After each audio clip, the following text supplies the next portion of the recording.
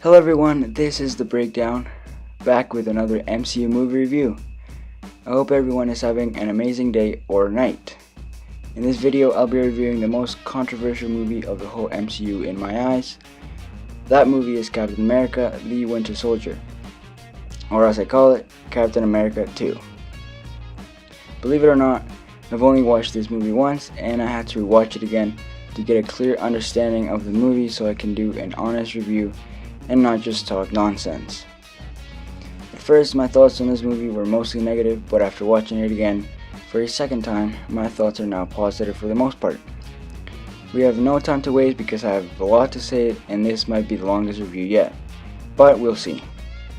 With that said, spoiler warning for the people who have not seen this movie yet, and without further ado, insert the intro.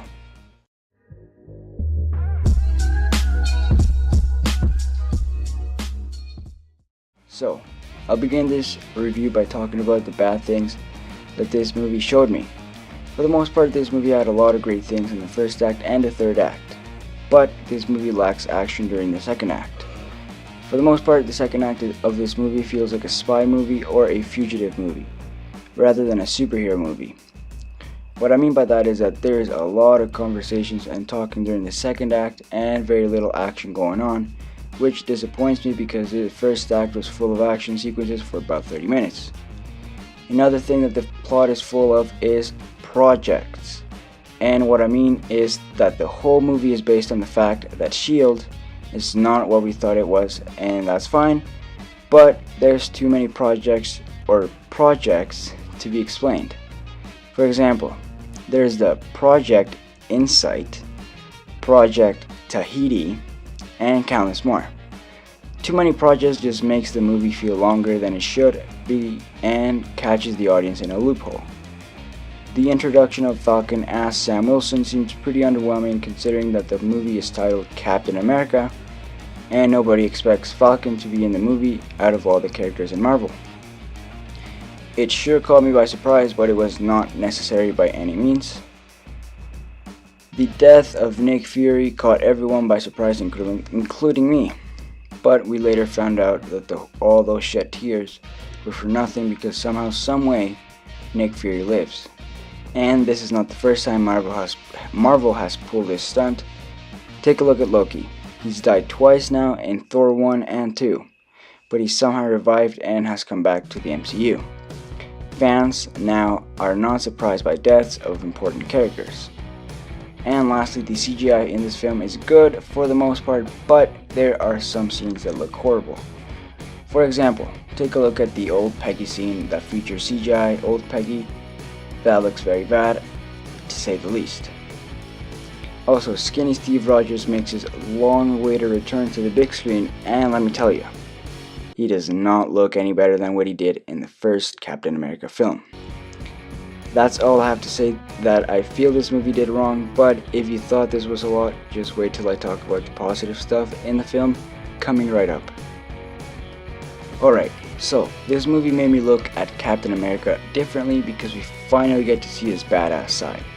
Compared to the first film and the Avengers film, he has gotten tougher and meaner, which in my opinion is what we needed from Steve Rogers.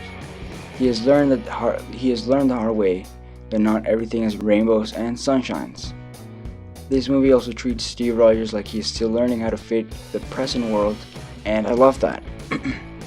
By this point in the MCU, most people would have thought that Captain America has gone through enough to fit in the rest of the society. Steve Rogers is still clearly overwhelmed by the technology and advancements the world has gone through while he was frozen. He still uses notepads to write down important stuff to remember. If that doesn't make you think that Cap is still old school, then I don't know what will. This film also has a lot of emotion, and I think superhero movies should have more emotion because it adds a deeper connection to the characters involved in the film. The film overall has a lot at stake, or at least it feels like, because there are important lives at stake, there are relationships at stake, there is future at stake, there is simply enough at stake to put you on the edge of your seat for the whole movie. And with stakes on the line, there comes the idea of who to trust. While watching this film, I did not know who to trust for the most part. The That may create confusion, but it makes you wonder who is who, and that's fun. The Winter Soldier, aka Bucky Barnes, is a great antagonist for the movie because he's more than just another villain. He knows Steve Rogers personally, and that takes on a toll on Steve Rogers because he doesn't want to fight Bucky, but he doesn't want to endanger millions of lives, so it's a great twist for the film. But lastly, the character who steals the film is Aaron from Apple. He's better than Steve Rogers and Bucky Barnes. Too bad they didn't give him more time on the film. As I said in the beginning of the video, watching this movie a second time made me look at the smaller details and appreciate this movie more than what it's worth. Besides all the small issues in the movie, I think that I'll give this movie an 8 out of 10 because it really is one of the better films in the MCU due to the conflict and the plot twists along the way. If you still think that this movie is bad, I strongly suggest you go back and watch this movie while taking some of my opinions into consideration. Thank you guys so much for watching this movie review and making it this far. Hit the like button to support the channel and also subscribe to stay notified when I drop new content. Hit up the link in the description down below for my Twitter where I post news for future content. Hit the iCard on the top right to check out the MCU playlist where I have all of the older videos from the MCU. This has been The Breakdown, and I hope you guys have a wonderful day. Peace out.